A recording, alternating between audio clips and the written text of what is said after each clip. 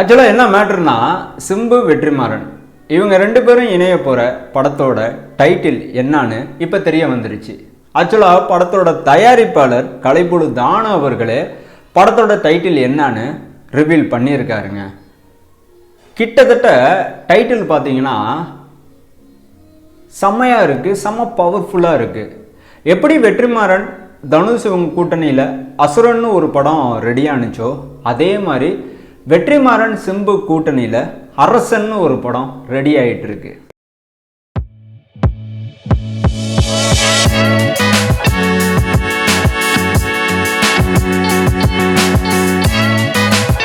But ஆனால் இங்கே நிறைய பேர் எதிர்பார்க்கறது இந்த படத்தில், பர்டிகுலராக அரசன் படத்தில் தனுஷ் இவங்க கேமியோ ரோல் பண்ணுறதுக்கு வாய்ப்பு இருக்கா, அதுக்கான ஒரு ஐடியா வச்சும் வெற்றிமாறன் அவர்கள் ஆல்ரெடி ரெடி பண்ணி வச்சிருக்காரா, சிம்பு ஒருவேளை தனுஷ் இவங்க கேமியோ நடிக்கிறதுக்கு ஓகே சொல்லுவாங்களா?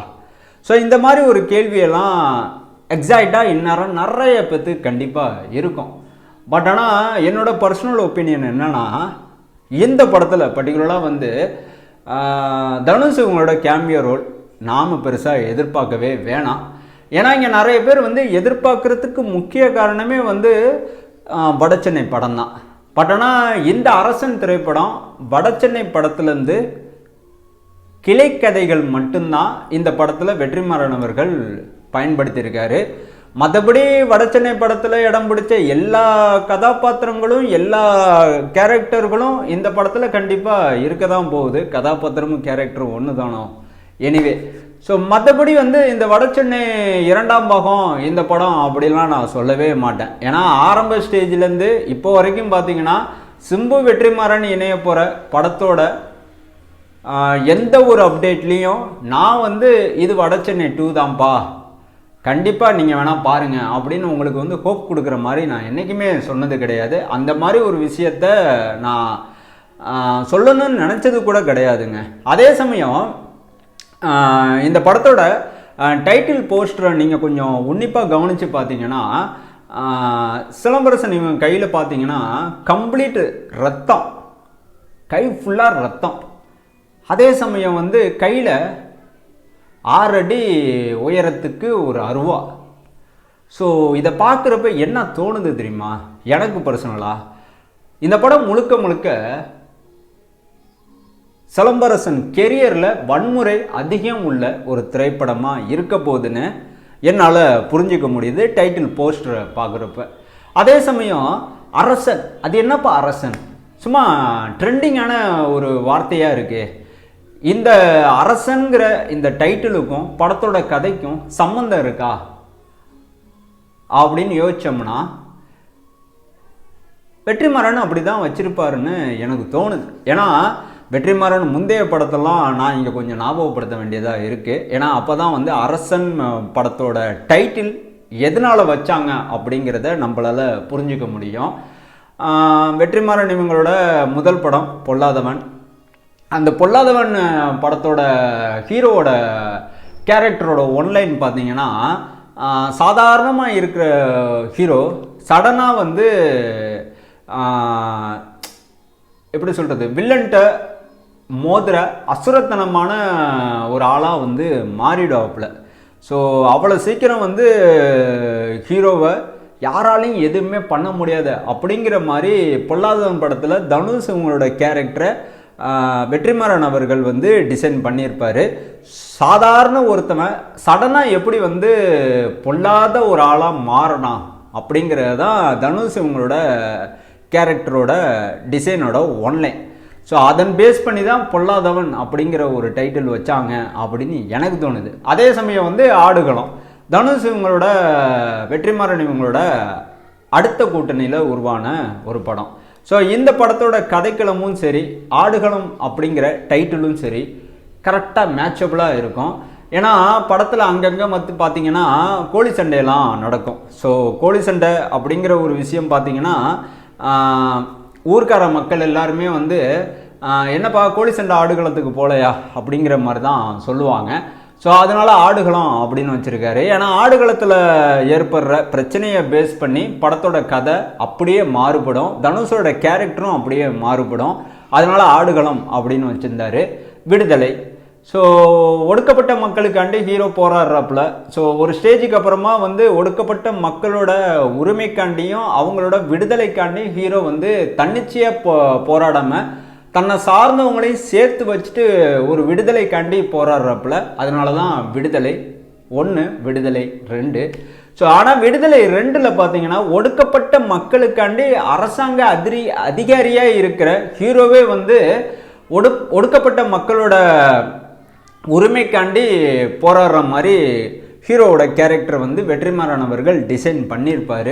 அந்த வகையில் பார்க்குறப்ப இந்த அசுரன் திரைப்படத்தோட அரசன் திரைப்படத்தோட ஹீரோவோட பேரும் சரி, படத்தோட டைட்டிலும் சரி, அக்யூரேட்டாக வந்து கனெக்ட் பண்ணுற ஒரு விஷயமாக தான் இருக்க போகுதுங்க. எனக்கு என்னமோ அப்படி தான் தோணுது. அதே சமயம் வந்து ஒரு லோக்கல் அண்டர் கவர் ஒரு கேங்ஸ்டர் மூவியில் சிலம்பரசன் வந்து எப்போ நடித்தார் தெரியுமா? தொட்டுஜெயா படத்துக்கு அப்புறமா நடித்ததே கிடையாது.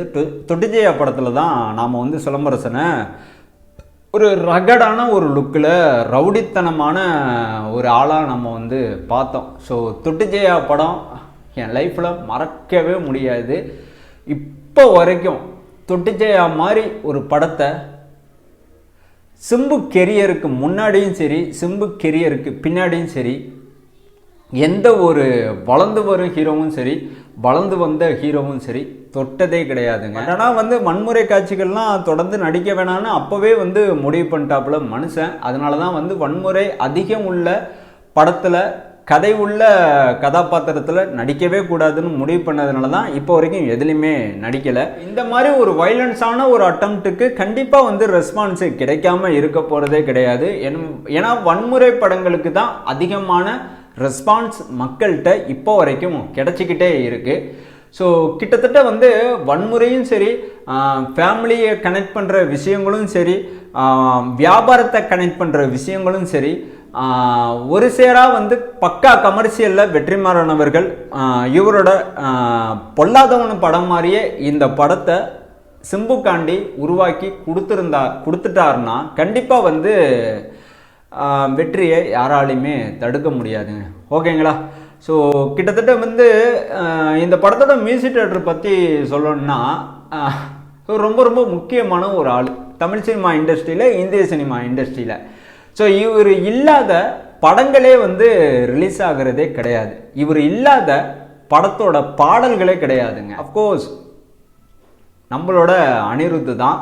ஆமாங்க, அனிருத்தும் சிலம்பரசனும் முதல் முறையாக இப்போ வந்து கூட்டணி சேர போகிறாங்க. அதுவும் இல்லாமல் வெற்றிமாறன் கூட அனிருத் இவங்க ஒர்க் பண்ணதும் கிடையாது.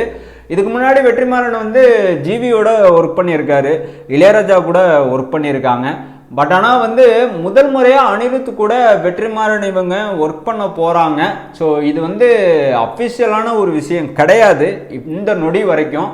இது வந்து அன்அஃபிஷியலான ஒரு விஷயம். பட் ஆனால் வந்து கிடைச்ச இன்ஃபர்மேஷன்லாம் வச்சு பார்க்குறப்ப நியூஸ் கன்ஃபார்ம் அப்படிங்கிற மாதிரி தான் எனக்கு தோணுது. அதனால தான் உங்ககிட்ட நான் இப்போவே சொல்லி வைக்கிறேன். ஏன்னா வந்து அக்டோபர் 16 அன்னைக்கு STR 49 படத்தோட, அதாவது அரசன் படத்தோட ப்ரோமோ ரிலீஸ் ஆக போகுது. அந்த ப்ரோமோவில் இந்த படத்தோட மியூசிக் டைரக்டர் யாருன்னு நமக்கு வெற்றிமாறன் அவர்கள், கலைப்புழு தான அவர்கள், சிலம்பரசன் 3 பேரும் சேர்ந்து தெரியப்படுத்த போகிறாங்க. படத்தோட ஷூட்டிங் பார்த்தீங்கன்னா இந்த மாதம் ஸ்டார்ட் பண்ணுற மாதிரி தான் பிளான் பண்ணிகிட்டு இருக்காங்க. மேக்ஸிமம் வந்து அக்டோபர் 16 இந்த படத்தோட ப்ரோமோ ரிலீஸ் ஆன அந்த நொடியே வந்து படத்தோட ஷூட்டிங்கை வந்து ஸ்டார்ட் பண்ணுறதுக்கு அதிக வாய்ப்புகள் இருக்குன்னு நான் நினைக்கிறேன். ஸோ எனிவேங்க, இது வரைக்கும் நான் சொன்ன எல்லா விஷயமும் உங்களுக்கு ஓரளவுக்கு புரிஞ்சிருக்கும்னு நினைக்கிறேன். எதுவாக இருந்தாலும் உங்களோட கருத்துக்கள் எதுவாக இருந்தாலும் மறக்காமல் கமெண்ட் பாக்ஸில் தெரியப்படுத்துங்க. வீடியோ பிடிச்சிருந்தா நிறையா பேத்துக்கு ஷேர் பண்ணுங்கள். வீடியோ பிடிச்சிருந்தா மறக்காமல் ஒரு லைக்கை ஒன்று தட்டி விட்டு போயிடுங்க. நான் உங்களை அடுத்த வீடியோவில் கண்டிப்பாக வந்து சந்திக்கிறேன். தேங்க்யூ.